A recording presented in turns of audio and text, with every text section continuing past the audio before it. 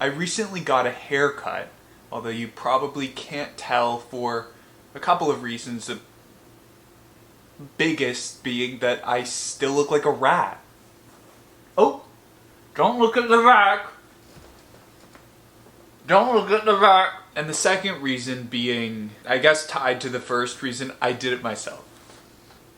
I was looking in the mirror and I was like, sides are getting really long. And usually when the sides get long, or, you know, the sides, back, whatever, it's when I know I need a haircut. When my hair was longer, it was when it would get in my eyes. But now it's when sides get longer, it looks unkempt. So I got a pair of scissors and I went to work. Just started cutting hair. Didn't look up a YouTube video. I just thought maybe a little here, maybe a little more. And I kept doing it until, I don't know, it kind of was off my ears a bit. Then the back is the part that really bothers me. I have these two little pigtails, basically. It's just hair that grows in lines on the nape of my neck, and it just looks ratty. And so I tried to cut some of that, and I was gonna cut the back where I'm growing a little rat tail, but I didn't trust myself enough. I thought that I would cut like a jagged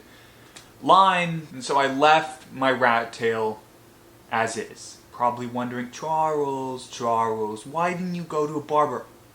Listen, I had two options: great clips or a nice barber place. I'm not paying $50 for someone to trim a little bit off my head. It would take them 5 minutes, and the haircuts are expensive plus tip. Other option, great clips. Listen, I'll pay $15 or whatever it is to clean it up for peace of mind. Wrong. With great clips, there are two options: bald or mohawk. There is no in between with them. If I say I just want the sides cleaned up a little, mohawk. If I say I want it just a little shorter, bald. So I did it myself, and I was so pleased with the result, that being less hair, not particularly related to appearance, just less hair, that I almost did the entire thing by myself. I was like, oh, I've seen them do it. They just put it between the fingers and cut. I can do it. And so I started putting my hair between my fingers, and I was like, better not. And so I left it as is. Still looks a bit ratty. What can you do? In the spirit of cutting, in the spirit of trimming, today's video is about trimming down my book collection. This is the second installment in hopefully just 3 videos of getting rid of my books. Listen, I'm not doing it to be a superstar. I'm not doing it to try and split it deliberately into videos. There are just so many books, and it is excruciating collecting them because they're all in different places. And I have to bring them all here so I can film a little haul and be like, this video in particular is just books that I didn't like enough to keep. I think that's the title of this video, and that's exactly what it is. It's books that I've read most of. I mean, they're all books that I've read at least some of, that I don't know, I don't want a lot of books anymore. I want to get rid of them. So for whatever reason, which you will find out, I'm getting rid of these books. I hope the lighting is not too yellow. I try and film at around noon. It was sunny for a minute, but I was starving, and so I made food. And now it just rained and it's a bit gloomy. Who cares? Let's get into the books. First book I'm getting rid of is Circe by Madeline Miller. I read this years ago and I enjoyed it. I thought it was fun and good. I don't know if I would still think that. I read this as like a fluffy read, partially because when it's 11 p.m. or whenever I go to bed, I'm too tired to read anything that requires thought, really. And so this was just kind of to put me to sleep and also weigh in on, not weigh in, I didn't have a channel at that point, but really just to know what the hype was about. And I enjoyed it probably in large part because I'm versed in Greek mythology as a result of being raised on Rick Riordan. Also, I had a class in middle school that was on Greek mythology. So it was fun. If you're not into Greek mythology, I don't know. But the final straw for me with Madeline Miller was I read an article with her in it, and I don't remember what the premise of whatever was, maybe talking about her opinions on other authors, but she said Ayn Rand was evil, and I said, That's the final straw. I am sure that Madeline Miller's silly ass has not read Atlas Shrugged, has not read The Fountainhead. It's just bandwagon hopping on, wanting to be I love socialism, I hate capitalism. She just wants to be relatable and have a hot take, which the irony of that is that it is not a hot take to hate Ayn Rand. It is a hot take to be an informed hater of her, which I'm sure that Madeline Miller is not. Madeline Miller, give me a quote. Give me a quote from one of her books that you hate. But that was the final straw, and I was like, I'm never gonna read these. I would recommend them if someone wants a fluffy read, if there was someone just getting into reading. I don't hate these books, I just hate her. But I'm not gonna reread them, and I'm not gonna pick up any books she publishes in the future. I think she's currently working on one on Persephone, maybe? Who knows? I'm also over Greek retellings. If I want a Greek retelling, I will pick up a Mary Renault book. I think that's her name. On a similar note to Circe is The Song of Achilles, which I only picked up because on the back, Donna Tartt blurbs it, which is crazy. She does not blurb many things, but she says, captivating, carries the true savagery and chill of antiquity. Who paid her to write that? Maybe she was just drunk and was like, sure, I'll blurb your book. I don't think it does any of that, and I don't think Donna Tartt thinks that either. It's just a little romp. It's a romp. I did not like this anywhere near as much as I liked Circe, but it's a romp. I would recommend it, I guess, to a young reader or a beginning reader, maybe. I don't know. I probably would not recommend Song of Achilles, but I would recommend Circe to some people, to certain people. I did enjoy both of these decently enough. I just don't want them anymore. Let's do a hot take. This is Beloved by Toni Morrison. All I remember about this book, it's been years for most of these books, is that it was pleasant and melancholy. I did not like the magical realism aspect of it. I thought there were good lines. I think she's a good writer, but I didn't enjoy the story, and I don't think I'll ever reread it unless someone tells me that it's their favorite book, which I think might have been why I picked this up in the first place. I don't know. Didn't love it. Just thought it was pleasant. And the reason I'm not going to reread it is because she's written so much else that I would rather just pick up one of her other works. The Bluest Eye is on my radar, and I'll hopefully get to that by the end of the year. I had 2 quotes highlighted in the entirety of this book. There's the tab. And this one says, quote, although there was not a leaf on that farm that did not make her want to scream, it rolled itself out before her in shameless beauty. It never looked as terrible as it was, and it made her wonder if hell was a pretty place too. Great quote. I think she's a good writer. I didn't love the story.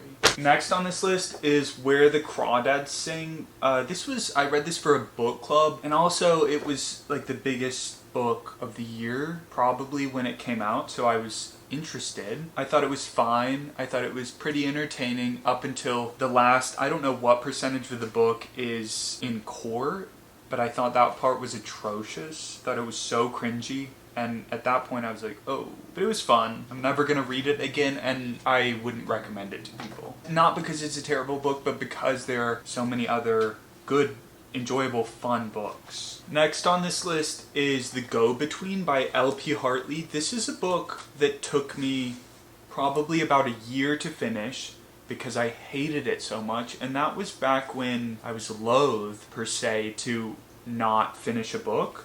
I really like this edition. It's a Folio Society book that I bought on eBay for like $12. I hate, though, that these are the words. See the words? That's right side up. And then look at the spine.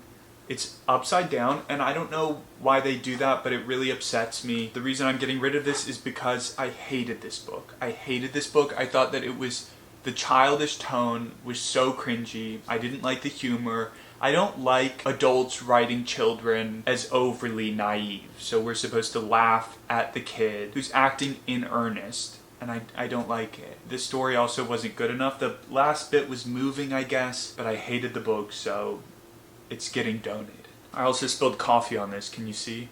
There's a little water stain. Next on this list is from my not really earlier days of reading, but it has just been years now. that anecdote was irrelevant. I've always been reading, and I did not read this at birth. This is from a few years ago. It's called The Library Book, and I bought this because I love libraries, and the cover was awesome. What I meant by my early days per se is that there was a period when I was really enamored by a beautiful cover, and this was one of those. This read like a textbook, but worse. It was so boring, chock full of names and facts, and that's not the point of nonfiction. Don't get it twisted, nonfiction is storytelling too, and Susan Orlean completely scorns that. This is boring, excruciating to get through, and it took me forever, which is a shame because it could have been really cool. It's also premised around a library fire in LA, I'm pretty sure, that was supposedly really famous, and arson maybe? I don't know. But I thought that was really interesting, and it turns out that the book does not, or it barely centers around that. That's just a sliver of the book. Maybe like less than a tenth of the book focuses on the fire, and the rest is just the dull minutia of library history. So it's misleading. Don't be misleading. If you want to write a boring book, all the more power to you, but don't sell it as some sort of murder mystery. Let me read you the back. On the morning of April 29th, 1986, a disastrous fire broke out in the Los Angeles Public Library. By the time it was extinguished, the fire had destroyed or damaged more than 1 million books. Over 30 years later, the mystery remains. Did someone intentionally set fire to the library? And if so, why? This makes this seem that it'll be an unraveling of that mystery, and it barely is. This book is not exciting at all. It's terrible. It is terrible. It's terrible, and it's a shame that the cover is so beautiful. Next book on this list, next book that I'm getting rid of is A Stolen Life by J.C. Dugard. I thought this was a great book. This is a memoir about a girl who was kidnapped when she was, 6 years old or something. When she was a kid. And for 18 years she was held prisoner by this guy. It was moving and inspiring that she moves on with her life after that.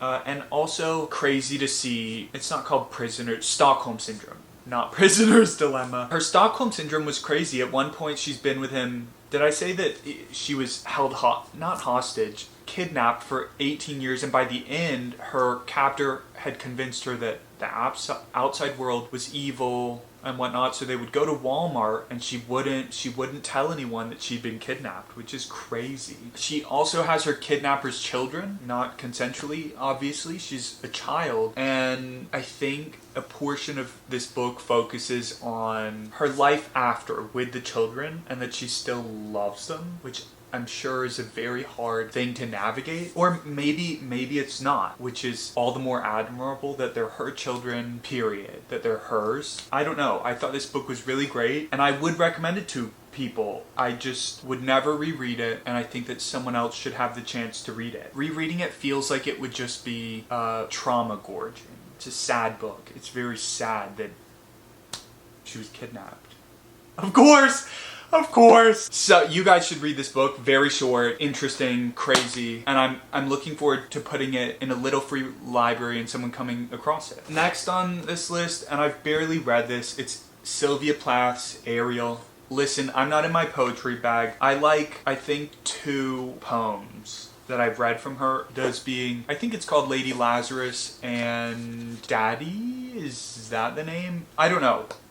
Not in my poetry bag. I like the anger. It feels, I'm sure everyone says this, it feels lavacious, like lava. But I'm not in my poetry bag, like I said, and I don't think I will be for years. I'm gonna wait until someone recommends me poetry, and then I'll pick this up. I also didn't understand a lot of it per se. Even if poetry's not meant to be understood per se, I wasn't in the headspace to be like, oh, maybe this is what she means, or I just didn't feel like it. For the 3rd time, I'm not in my poetry bag. This is Tom Felton's Beyond the Wand. It is a terrible, cringy cash grab of a book, and it looks like a recovered porn star's memoir post a career in wizard fetish porn. This is French Braid by Anne Tyler. It is a family saga, and it was well written and unremarkable. I've already forgotten everything. Maybe reading it again would prompt a memory, but I was at Target and I saw it and I was like, sure. And so I picked it up and it was fun.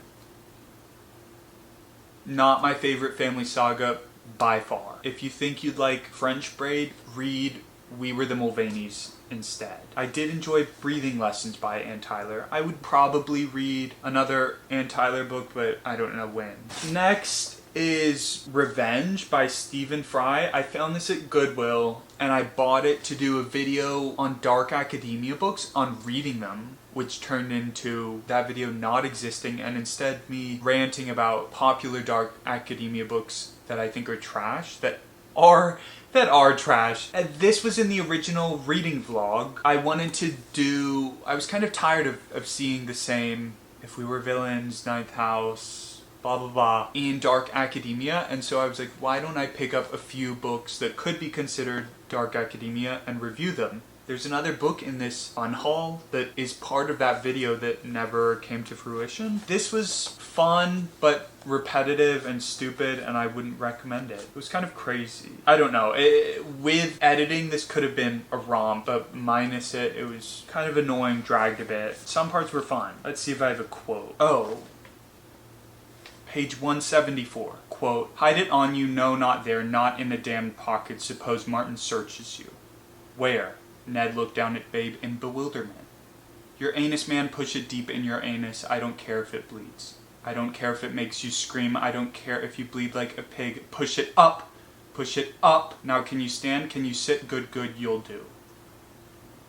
Next is Henry James's The Portrait of a Lady. I did not enjoy the 10th of the book that I did read. So boring. So boring. He would not get on with it. I'm sure I had another critique, but I didn't like it. I don't like it. I didn't like his writing style. I think it's him I'm thinking of, but very just leading you in circles for no reason. Belaboring the point for no reason. Drawing things out for no reason, which I'm sure a lot of people feel that way about authors I really love. Donna Tartt, for example, but I think her writing is perfect. Next up is George R.R. Martin's Fire and Blood. I checked the audiobook of this out from my library and listened to probably about half of it and didn't realize that this book is told like a history textbook and that it's all past tense. I thought it was boring, but for the nostalgia of returning to the world of Westeros, I think I would have completely hated this book. It's just told facts of the past of how the Targaryens evolved,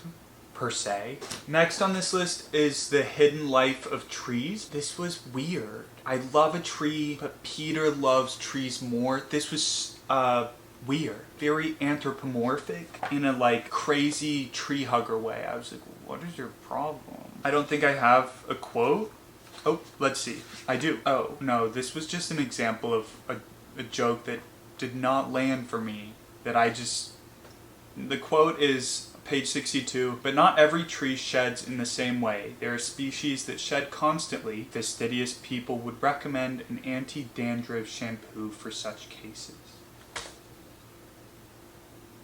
Oh. Here's a good, that was anthropomorphic. Here's a good example of him being crazy. Page 50, quote, "Whether it's a wolf ripping apart a wild boar or a deer eating an oak seedling, in both cases there is pain and death." Here's another fun quote that demonstrates his love of trees. Page 83, quote, "Right now, the majority of plant researchers are skeptical about whether such behavior points to a repository for intelligence, the faculty of memory and emotions. Among other things, they get worked up about carrying over findings in similar situations with animals and, at the end of the day, about how this threatens to blur the boundary between plants and animals. And so what? What would be so awful about that? The distinction between plant and animal is, after all, arbitrary and depends on the way an organism feeds itself." Right, so people who chop down trees should be tried for murder. Noted. Page 115, quote, "There's sucking and excreting going on everywhere." Page 173, this pruning, it's actually more like a massacre. The Hidden Life of Trees is a romp. I will never read this book again. I thought that the facts I learned about trees were interesting, and if you're really gung-ho about trees, you'd probably have a decent time with this. This is Interior Chinatown by Charles Yu. Someone gave me this for my birthday, and I didn't like it. It's written like a play, and I really didn't enjoy it. I didn't think it was funny. I think I thought maybe a part of it was a little bit moving, but for the most part, I thought it was kitsch, negative connotation. I didn't like the play structure. I thought it was flashy, and I would say unnecessary, but that's kind of the whole gag of the book per se. It's just a trinket. Next up is Lisa Jewell's Watching You. I bought this at Goodwill when I was wanting to read a mystery novel, and I thought it was fine. It was just fine. I probably would not pick up Lisa Jewell, another one, because there are other mystery writers that I enjoy more. Tana French, Agatha Christie, anyone else. But it was fine. Next up is a book I hated. That was This Boy's Life, a memoir. There's like a weird chapter about Nazis that serves no purpose. I hated this book, and I don't really remember why, and I don't want to remember why. Speaking of Tana French, this is Faithful Place, the first Tana French book I read, and I thought it was fun, good writing, good tension. I think the ending might have been a little bit cool, is what I vaguely remember about it, but I'm never going to read this book again. I wasn't enamored by it. I would read more Tana French. I own other Tana French books. Good mystery novel. It's hard for me to read genre fiction per se that's not cringy, like a mystery novel or a horror novel or fantasy that's not just terribly written, and that's why I really appreciate Tana French, because it's good writing. Next is Dr. Jekyll and Mr. Hyde. Didn't enjoy this. Thought it was mildly spooky, liked the themes, didn't enjoy it. This is High Fidelity by Nick Hornby. I remember decently liking this. But as far as pre-middle-aged angst goes, this would not be my first pick. So I'm giving it away. But it was fine, is what I remember. This is Forensics by Val McDermid. Like skin, that's kind of funny. There's a chapter on skin, maybe? This is just a non-fiction book about forensic science, criminal related, I think. I made it about halfway through this book and got bored. Oh. Probably didn't hear, but I took a 2-minute breather because it was really loud outside. I think I also I feel a lot calmer. I tend to get keyed up as the video progresses, as filming the video progresses, as you watching the video progresses, as the video progresses. This is Forensics. I think it is kind of a book that relies on flashy hook. I mean, all books do have to, but I just got bored. I bought this book on a trip with friends, and for that reason, I kept it a lot longer than I probably should have. I don't know what it is, well, I do know what it is, about not wanting to get rid of books that you bought on a trip, because they're like, souvenirs. But I'll be dead one day, and all my stuff will be gone anyway, so why not get rid of it now? Next on this list is Ethan Frome by Edith Wharton. I read The Age of Innocence, which should be in here. Oh my god. I thought we were getting close to the end of this video, but there's actually a stack of books that I was forgetting. Among them, The Age of Innocence by Edith Wharton, which I read half of and really, really didn't like. The writing is good, but I hated the characters in a way that I don't think she meant you to. That was not purposeful. It was just people cheating on people, and everyone was really cringy, really annoying. I hated everyone in that book. Anyway, I'm not going to read any more Edith Wharton. Her writing, when I say it's good, I don't mean that I think it's remarkable or particularly remarkable for me. Anyway, I read a little bit of Ethan Frome and put it down, was kind of bored. I like the atmosphere of this, but after reading Wuthering Heights, which was too similar in tone and environment to what I remember Ethan Frome being, I'm not going to pick up Ethan Frome, combined with not enjoying The Age of Innocence. Edith Wharton is on my hit list. There will be no more Edith Wharton in this household. Let's speed run the rest of them. This is 5 Tuesdays in Winter by Lily King. I love Lily King, but I thought that the short story collection was really unremarkable, with the vague exception of the first and maybe one story somewhere in between. It's just unremarkable, and particularly so when looked at next to her novels. Those novels being Euphoria and Writers and Lovers. Those are the ones that I really, really love. This just felt like a bunch of drafts of novels that never got fleshed out. It felt like she just picked up a bunch of papers from her office and was like, sure, sent them off to the publisher and earned whatever coins she earned from this book. Wouldn't recommend it. It is, insofar as short story collections go, it is bad. It is bad. If you want a short story collection recommendation, ask me. But don't read 5 Tuesdays in Winter. It's not good. This is Gilead by Marilynne Robinson. I thought the first page was brilliant, and then I just wasn't. The writing is great, and I don't know, not in the mood to read it, and I see this book often enough at thrift stores. It was a Pulitzer Prize winner. It has been printed a lot. I'm just gonna wait until I feel like picking this up again, or I'll see it at a thrift store, it'll call to me, and I'll pay $1 or $2 for it. But until that time, it's going, it's leaving. Because since trying to read this, I have had no inclination to pick it back up. I think she wrote a different book that people recommended that I am interested in, maybe Housekeeping. This is a separate piece. I read this for high school. I'm never gonna read this again. This is Panine. I did not like this book. I didn't think it was funny. I thought it was navel-gazy, and I hated this book. This is Black Klansman, which I bought years ago. It's a memoir about, I think, a black man who infiltrates the KKK, a black cop who infiltrates the KKK. And I thought the premise of that was really interesting, which probably should have been a good tip-off that the book was not going to be good, as is usually the case. The most boring summaries, in my experience, have made for the best books, the flashiest summaries for the worst books. This book is terribly written, so terribly written that I got 20%. Can you hear the yard work?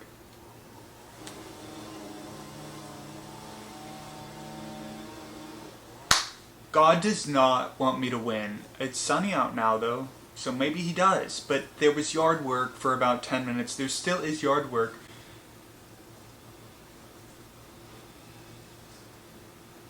Okay, maybe it's not as soft as I thought. YouTube is not notifying people when I post. Apparently, it's what people are saying. And I swear they're not recommending. They're blackballing me. They're blackballing me is what I'm trying to say. We won't talk about it now. I just waited 10 minutes to keep filming and they're back at it. I don't know how audible the yard work is over my voice. Like, it's clearly audible when I'm not talking, but the goal of a YouTube video is to talk. YouTube hates when I'm mean. Any video that is mean, they will not promote. They will not promote. They might not promote this video, who knows? They don't like it. They don't like it. Even though people like it, so I don't understand the discrepancy. Or maybe my videos are just bad. This book was so bad that I was listening to the audiobook and 20% and I really couldn't. I couldn't. It was so boring and so cringy and so poorly written. A shame. Some things are better left to other mediums. And by things, I mean non-fiction books. Not every fact warrants a book, per se. Some things are better formatted in podcasts or TV shows or documentaries or YouTube videos. I'm tired of picking up trash non-fiction books. Next book I'm getting rid of is Narrative of the Life of Frederick Douglass, an American Slave. I've read this book 3 times and I still hate black people, so I think it's time to move on. Next book, we already talked about this, Age of Innocence. Edith Wharton did not like it, hated it, thought it was bad, cringy, not good storytelling. Next is The Fellowship of the Ring, which I enjoyed decently enough, but there's so much detail to his world. It's both prohibitive and inviting, but I think I'm past the point of wanting to inhabit magical realms. I did Harry Potter, I did Rick Riordan, I did Game of Thrones. I love those books. I read The Hobbit and I really loved The Hobbit in middle school, but I read this last year after trying repeatedly for years, and I thought it was good, but what I'm saying is that it's inviting, or what word did I use? Who knows? But it's not inviting to me because I don't care to go over the details, like really get well versed in the realm. I just want a story that you read once and move on. I'm just past intricate fantasy. So while I thought it was great, I think I kind of missed the boat. You can still hear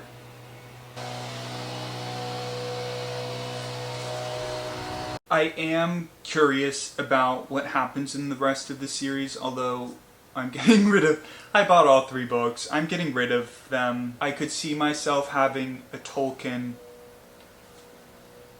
Every time a minor inconvenience happens with anything to do with YouTube, when I'm filming, when I'm editing, when I'm really anything YouTube related, video concepts, anything, I'm like, oh, it's time. I'm done with YouTube. It's time to quit. I'm throwing in the towel. I've given it my all. I gave it a good run. Anytime. You guys don't know how many videos I've started and I'm trying not to do that with this one, but I could see myself having a Tolkien reawakening/awakening in like 10 years, but I'm not holding on to these generic copies until then. This is Nana by Emile Zola. I read this in a really short amount of time, maybe like a day or 2, because I was reading it for a video, reading like a prostitute, and I didn't like it. It's not good insofar as classics go, or insofar as classics are renowned to be these untouchables. It's not good, but I wonder if I would have at least enjoyed it a little more if I had read it over the space of, I don't know, some time. Probably not. I think I really didn't like this book. I don't remember. Another classic that is not for me, Madame Bovary. This is just downstream of Anna Karenina. I would never ever read it again, and I would never ever recommend it when Anna Karenina exists. Just read Anna Karenina. There were a few good quotes in this, but the society stuff, too much. Too much. This is in one of my videos, I think. This is The Other by Thomas Tryon, which at first I really enjoyed until you realize, or you're let realize, that it's magical realism, and that really pissed me off. I thought atmosphere great, writing good, fun, unsettling, love the prologue part, and then it starts being about magic and you're like, wait, where did this come from? And that really upset me. I'm not gonna read this again, or I'm not gonna finish reading it. I put it down at about the halfway point. Really, really disappointed, because I thought in the beginning parts of it that I would really enjoy it, and I did not. I don't know not ethics, nothing is serious of like the ethics of putting magic in your book when it is seemingly not a magic-filled novel. I think it's dishonest and I don't like it. It's like, okay. I like when the rules of a world are set out to begin with and they stay the same. Otherwise then it's just kind of like Shazamming wherever you want to go. At least let me know that there might be something a little silly in your book. Big turnoff. This is David Sedaris's When You Were Engulfed in Flames. It's actually signed. I bought this at Goodwill.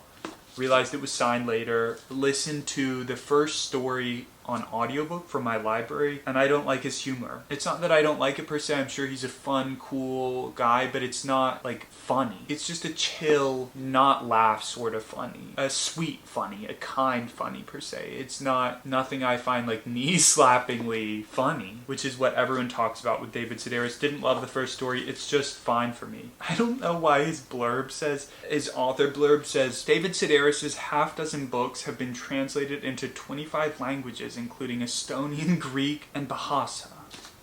You'd think that they would use the prime real estate of an author blurb to maybe talk about the author. You'd think. David Sedaris is funny in a way that Dickens is funny, and that being that I don't find it funny. It's very just run-of-the-mill, unoffensive, warm-hearted humor. 100 Years of Solitude, hated this book. Hated how cyclical it was. I don't care if that was the point. Didn't like the horniness of it, but I did like the horniness of Memories of My Melancholy Horse, another book he wrote. I didn't like 100 Years of Solitude. Bored, annoyed, didn't like the setting, and I hate magical realism. After reading Memories of My Melancholy Horse and really enjoying it, I am considering picking up Love in the Time of Cholera. Who knows? This is Casey Gerald's There Will Be No Miracles of Here, which I've kept so long because I think the title is inspiring and I like the cover. This is a memoir about a black boy who goes to a bunch of elite schools. An impoverished black boy, I'm pretty sure, who ends up making it in the world per se. Goes to Yale for something, goes to maybe Harvard for something. Who knows? He plays football at Yale, I think is what it says, but I didn't like it. I think it's poorly written. And I listened to the audiobook, and he does like a black accent, even though he is black. And I found that unsettling and dishonest. It's like, just because you're black does not mean you have to talk like... your hood or whatever. Or whatever. I didn't like the accent. Listen to it was just unsettling. It was unsettling. And I'm so sad. So sad because I love how this looks on my shelf, but I gotta give it up. I love the idea of There Will Be No Miracles here, that he like worked hard, climbed his way to the top. I'm sure he's a cool person. Maybe. I don't know. I'm done with this book. This is Big Magic by Elizabeth. Oh my god, I almost got rid of a bookmark. This is Big Magic. Olivia Rodrigo recommended this. I think it's really inspiring. If you want to create and you're too scared to create, if you can't find the wherewithal within yourself, maybe this book will be for you. I have that wherewithal. But also, I don't think anything can ever really convince you to do something that you don't want to do. Maybe this will make you consider yourself and then do it, but all meaningful change comes from within. Write that down. Another copy of a separate piece. I bought this and I was like, oh, I'll reread it. And because I read it in high school, I'm not going to reread it. Empire Falls by Richard Russo. Bought this at a used bookstore and realized later that it was signed for, I don't know who that says, Univav? This I thought was fine. Wasn't in the mood for it. I like the setting, I guess. Just like depressing, northern, run-down town. Diner. Maybe one day I'll pick this book up. Not in the mood for it. It has a humor similar to that of Dickens and David Sedaris. Very like, haha, uncle humor. Who knows? Who knows what it's called? Dad humor? I don't know. It's just, like I've said, warm-hearted, but it's not what I think is very funny. Another copy of Wuthering Heights. This is Le Grand Moulin, or The Lost Estate. I don't know, I had a fine time with this. It's in one of my videos. I read it so quickly that I don't remember pretty much anything about this. Here's a quote. Page 58, and they went on bickering without the slightest trace of ill humor. Another quote, page 79, nothing worthwhile could be attempted during the short days of February. This is The Sun Also Rises by Hemingway. I enjoyed the Paris parts, didn't like the bullfighting. There were aspects of this that I really enjoyed. Oh, it was funny. I forget that it's funny. I think this is in, and it might be private now, but it was in one of my videos. Oh no, this is in, I think the video is the Margot Robbie video. We're not going into this. I thought it was, I don't know, my thoughts are in that video, but I don't think I'm ever going to read any more Hemingway, except for his Paris stories, which I own and I'm looking forward to. We're down to the last few books. This is Colson Whitehead's The Nickel Boys, which I thought was fun. I liked the plot twist at the end, but he kind of pisses me off. I watched an interview and I got really bad vibes, per se, from him. Seems really arrogant, which I guess you have a right to be if you've won the Pulitzer Prize twice. Not that the Pulitzer Prize means like jack shit, really. I mean, it's cool, but great books have been passed over and not so great books have won it, in my arrogant opinion. Anyway, done with Colson Whitehead. This is Cards on the Table by Agatha Christie, which was one of the worst Agatha Christie books I've read, and because it's in this modern edition, I'm getting rid of it. I have a ton of vintage ones that are really, really cool, and this one is just not cool. My favorite quote from this book, page 129, quote, "The man was an ape." Margaret Atwood, The Handmaid's Tale, thought this was good, thought it was fun, but I'm never going to reread it. I just have mild good feelings toward it.